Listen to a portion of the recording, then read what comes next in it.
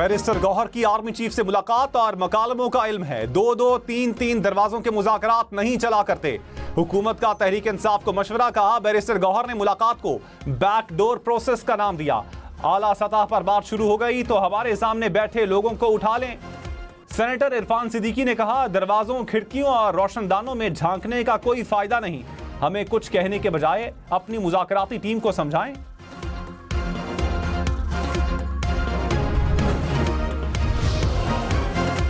नवाज शरीफ ने अपनी टीम को मुज़ाकरात नाकाम बनाने का मिशन दिया। तहरीक इंसाफ का इल्जाम, कहा वफाकी वुज़रा पीटीआई क़यादत की मुलाकातों पर सियासत ना करें। पीटीआई अमन के लिए मुज़ाकरात कर रही है।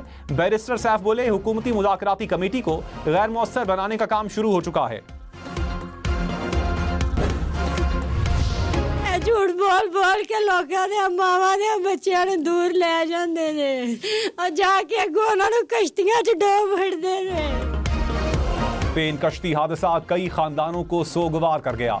घरों में कयामत का समा। मंडी बहाउद्दीन का 23 बरस का अली हसन 3 माह कबल पाकिस्तान से रवाना हुआ। खारिया के 2 कजन भी जाँ बहक होने वालों में शामिल। वजीराबाद का शहजाद बट भी चल बसा।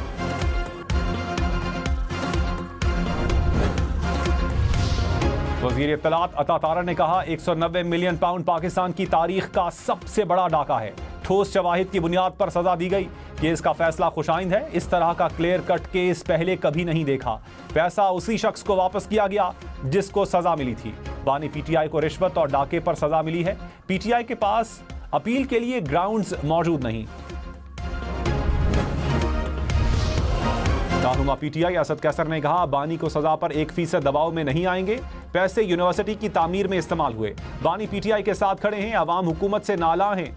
मुज़ाकरात के जरिए हुकूमत को सियासी इस्तेहकाम के लिए मौका दिया। तहरीक इंसाफ की कोर कमेटी का इजलास कुछ देर बाद होगा। अल कादिर ट्रस्ट केस के फैसले पर बातचीत की जाएगी। हुकूमत से मुज़ाकरात पर भी मुशावरत होगी।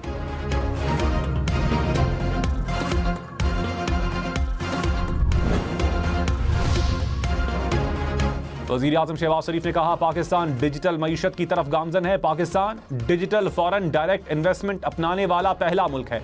मुल्क में सरमायाकार दोस्त माहौल की फराहमी का सिलसिला जारी है। डिजिटल तरक्की को फरोग देने के लिए कोशिश कर रहे हैं। डिजिटल इंफ्रास्ट्रक्चर के तहत बराह रास्त बैरूनी सरमायाकारी को फरोग मिलेगा।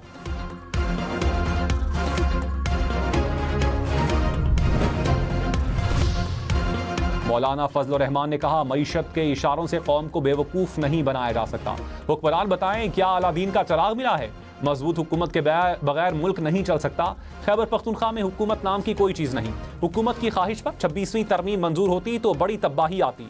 डमी असम्बली में बैठने की कोई ख्वाहिश नहीं।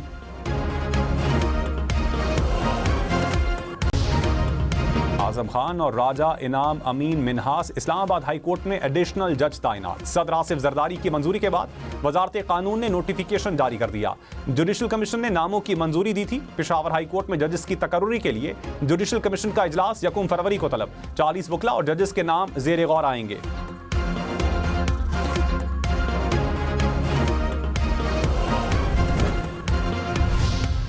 सीनियर वजीर पंजाब मरियम औरंगजेब ने कहा इल्जाम तराशी करने वाले पर करप्शन साबित हो गई। बानी पीटीआई ने किसी और के लिए जो गड्ढा खोदा उसमें खुद गिर गए। इख्तियारात का नाजायज इस्तेमाल किया। पार्टी फंड्स, दोशा खाना और शौकत खानम के फंड्स में खयानत की गई। आज वो हुकूमत है जो इंतकाम पर यकीन नहीं रखती। पीटीआई को किसी किस्म की अपील में नहीं जाना चाहिए।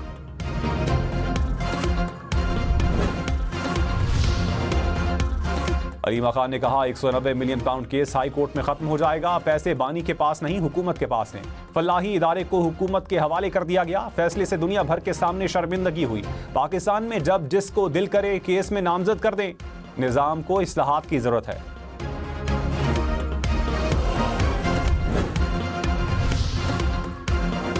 GHQ हमला केस में 5वें गवाह ने बयान कलम बंद करवा दिया। इंसदाद दहशतगर्दी अदालत रावलपिंडी की अडियाला जेल में समाअत। बानी पीटीआई भी कमरा अदालत में मौजूद थे। केस की समाअत 22 जनवरी तक मुलतवी।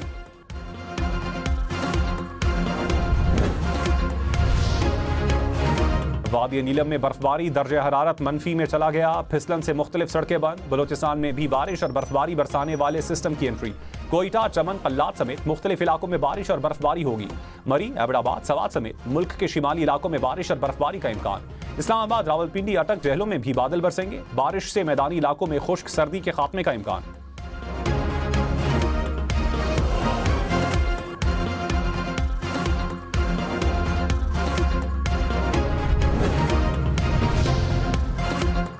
वज़ीर आला बलोचिस्तान ने कहा, रियासत सबसे मुकद्दम है, ला हासिल जंग से कुछ हासिल नहीं होगा। बलोचिस्तान के अवाम रियासत के साथ खड़े हैं। नोकुंडी में अवामी इज्तिमा से खिताब, कहा गुड गवर्नेंस पहली तरजीह है, कोई सरकारी मुलाजमत फरोख नहीं होगी। नौजवानों को मेरिट पर नौकरी घर की दहलीज पर मिलेगी। सरफराज बुगटी का चागी के लिए तरक्याती मंसूबों का ऐलान।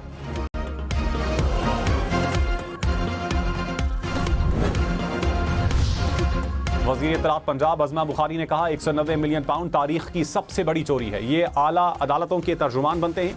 कैसे कह सकते हैं कि आला अदालतों से रिलीफ मिलेगा? इनको ये सब कौन बता रहा है? इस चीज़ पर तशवीश है। आला अदालतों को इस मामले का नोटिस लेना चाहिए।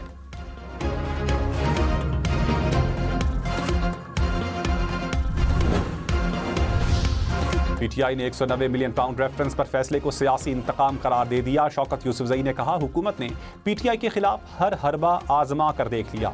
मुशीर एंटी करप्शन मुसद्दिक अब्बासी बोले, पैसा हुकूमत का नहीं जाती था, काबीना का पैसे की तरसील के साथ कोई ताल्लुक नहीं था।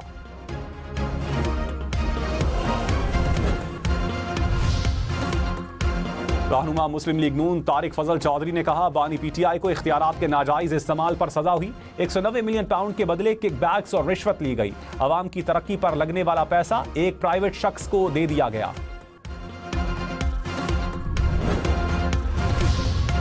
अमीर जमात इस्लामी हाफिज नईम रहमान ने कहा, बानी पीटीआई पर सियासी मसलहत के तहत केसेस बनाए गए। सियासी बुनियादों पर बनाए गए केसेस का खात्मा होना चाहिए। हर किसी को आईनी हुदूद में रहकर काम करना होगा। अलकादिर ट्रस्ट केस के फैसले में परवेज खटक, काजम खान, जुबैदा जलाल के बयान हलफी शामिल। परवेज खटक ने कहा, शहजाद अकबर ने काबीना को बताया डील खुफिया है। जुबैदा जलाल ने बयान में बताया, खुफिया मुआहिदे पर काबीना में बहस नहीं की गई। आजम खान ने कहा, काबीना मीटिंग में शिरकत नहीं की, ये इन कैमरा मीटिंग थी। चार्ज्ड पार्किंग और गैर कानूनी बचत बाजार कराची में ट्रैफिक जाम की वजह करार। कमिश्नर कराची का इंकशाफ, कहा टाउन इंतजामिया की मिली भगत से गैर कानूनी एनओसी जारी होते हैं। बचत बाजारों को एनओसी के इजरा में कवायद व जवाबित की पाबंदी की हिदायत। इस्लामाबाद एयरपोर्ट की अटक में शामिल इलाके रावलपिंडी की हदूद में शामिल 5 देहातों को रावलपिंडी की हदूद करार दे दिया गया। होम डिपार्टमेंट पंजाब का नोटिफिकेशन जारी। इस्लामाबाद एयरपोर्ट के तमाम एरियाज को थाना नसीराबाद से मुंसलिक कर दिया गया।